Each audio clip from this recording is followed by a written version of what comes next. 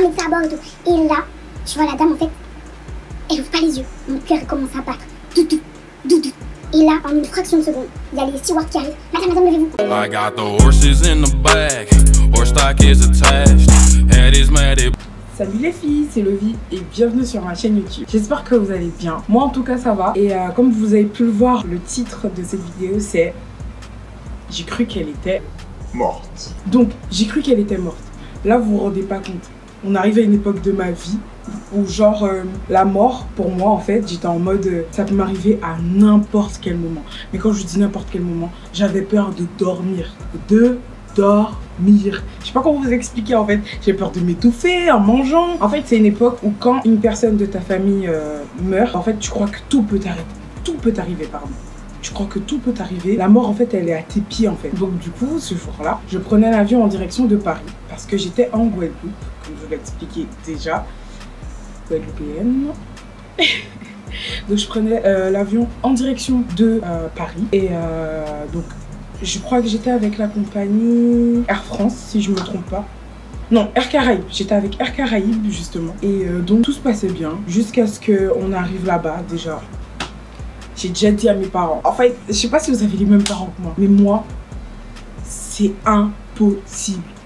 Ma valise, de base, elle doit peser 23 kilos.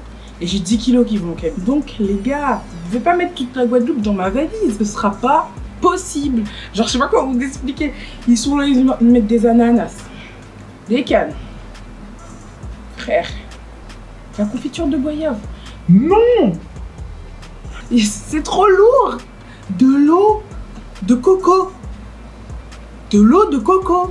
Les gars, s'il vous plaît. Genre, j'avoue, c'est mon truc. L'eau de coco, pardon. J'adore ça. C'est ma base. C'est mon kiff. Il n'y a pas de souci.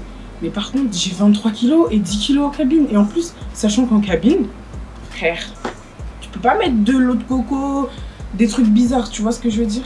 Ils acceptent pas. Tout ça, ça part en dessous. Donc arrivé là-bas, comme je vous dis, kilos en trop. Du coup, j'ai dû ouvrir ma valise devant tout le monde, comme d'habitude. En fait, j'ai l'habitude. Avec eux, j'ai l'habitude. Du coup, j'ai même plus honte. Du coup, j'ouvre ma valise devant tout le monde. J'enlève 2-3 trucs, tchic, tchac, tchac, tchac. Et je referme ma valise et tout. Et là, je vois la valise, elle fait 22 kilos. J'ai le seum, j'ai envie de rajouter. Et là, l'hôtesse. Mais l'hôtesse. Vous connaissez les hôtesses en Guadeloupe, là? On vous connaît, ouais. Mal élevée, mal polie. Donc moi, je viens tout gentiment pour lui dire, oui, madame, comme il me reste 1 kilo, est-ce que je peux rajouter? Déjà, elle me regarde mal. Elle me regarde sale. J'ai dit, vas-y, laisse tomber, fais ton truc cousine, j'ai pas envie de m'énerver avec toi, t'as vu? Lance la valise. Du coup, tout se passe bien, je me suis enregistrée, etc. Donc, en Guadeloupe, il n'y a pas beaucoup de marches pour accéder quand même à l'avion. Donc, du coup, moi, j'étais assez contente de ça. Ça, c'est quelque chose... Quand c'est trop loin, après, c'est chiant, quand t'as les valises dans les mains. C'est chiant. Et enfin, bref. Donc, du coup, moi, je vais pour prendre mon avion, etc. Je m'arrête au bord, vite fait. Je prends un petit ordinaire. Les connaisseurs. Ordinaire. Maintenant, c'est fini. Place au sport. Enfin bref. Et du coup, je viens, j'enregistre, etc. On me demande ma pièce d'identité, etc. J'ai passé la douane, nanana. J'enregistre, je monte dans l'avion et tout. J'aime pas quand je suis dans un avion et il y a des gens à côté de moi. Vous allez me dire, c'est logique qu'il est déjà à côté de toi. Et mon pote, croyez pas, je suis toute fine aussi. Frère, le truc est, vous vous rendez pas compte, d'année en année, ils rapetissent les fauteuils. Je vous jure, je vais vous lancer une synthèse. Je vais vous donner, je sais pas, je vais vous donner des chiffres. Vous allez voir qu'à d'année en année, ils retirent 1 cm sur les sièges. Je dis bien 1 cm, c'est trop. Et bon bref, première bonne nouvelle, quand j'arrive à l'intérieur et tout, je vois l'avion il est désert. Ça veut dire genre il y a du monde, mais il n'y en a pas de ouf. Du coup je sais que là, je vais m'asseoir où je veux. Dès que l'avion il décolle, boum, je m'assois où je veux, je prends une place à 4. Donc là en fait, j'ai même pas attendu qu'il décolle. J'ai pris une place à 4 direct. Parce que j'ai vu qu'il n'y avait pas beaucoup de monde et c'était presque l'heure du départ. De toute façon, je fais ce que je veux. Qui m'empêche? Et du coup, bon, je m'assois sur les places à 4, etc. Et là, je me mets en long. Vous connaissez, hein? Moi, il n'y a pas le temps. Et du coup, là, je vois un couple qui arrive et qui s'assoit à côté de moi. Bon, je me dis, bon, ça va, au moins j'ai 2 sièges. Je pourrais mettre mes pieds de l'autre côté. Ça passe crème. Et ils se mettent à côté de moi, etc. Donc c'était un couple d'Antillais. Ouais. Vu comment ils parlaient, leur accent, etc., c'était sûr que c'était des Antillais.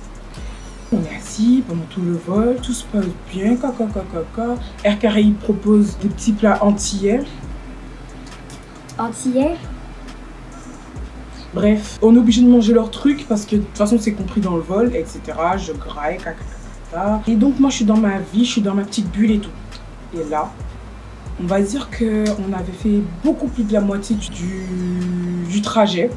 En fait, on était peut-être à 1 heure, parce que je vous ai pas dit, mais de la Guadeloupe à la France, c'est 8 heures. 8 heures. On était à 1 heure de la France. En fait, on était à 1 heure. Et là, en fait, ils faisaient leur petite vie et tout. Moi, j'étais tout au bout là-bas. En fait, il restait un siège. C'est-à-dire que sur les sièges de 4, eux, ils étaient tout là-bas au bout. Lui, elle, une place de libre et moi. Et du coup, d'un coup, mais quand je vous dis, j'ai pas calculé. D'un coup, je vois la dame, en fait, elle tombe. Mais elle tombe pas par terre, en fait. Sa tête, elle tombe comme ça. Une menace a été détectée. Je sais pas comment vous expliquer, il faut le voir pour le croire. Parce que même moi, j'y croyais pas. Et je me dis, bon, elle a dormi, mais vas-y, moi, j'ai pas mon épaule à côté, je peux pas lui lever la tête. Elle dort, tu vois. Et d'un coup, je vois son mari, il est là, il dort. Du coup, moi, je sais pas quoi faire. Je me dis, bon, elle dort, je la laisse.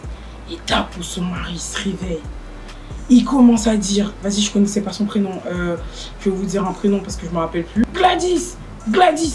Oui, c'est cliché. Gladys, réveille-toi. Après, il dit, au nom de Dieu, Gladys, réveille-toi. La vie de ma mère. Non, mais s'il vous plaît, croyez-moi, je vous jure, il a dit au nom de Dieu. Et il lui a tapé la tête. Et il disait, au nom de Dieu, Gladys, réveille-toi. Et là, je vois que c'est pas des blagues en fait. Je commence à entendre le commandant de bord qui dit oui, s'il y a des médecins à bord, dites-nous. En fait, ils donnent pas de précision, mais ils veulent juste un médecin à bord et tout. Et là, je vois la dame en fait, elle ouvre pas les yeux. Mon cœur commence à battre. Doudou.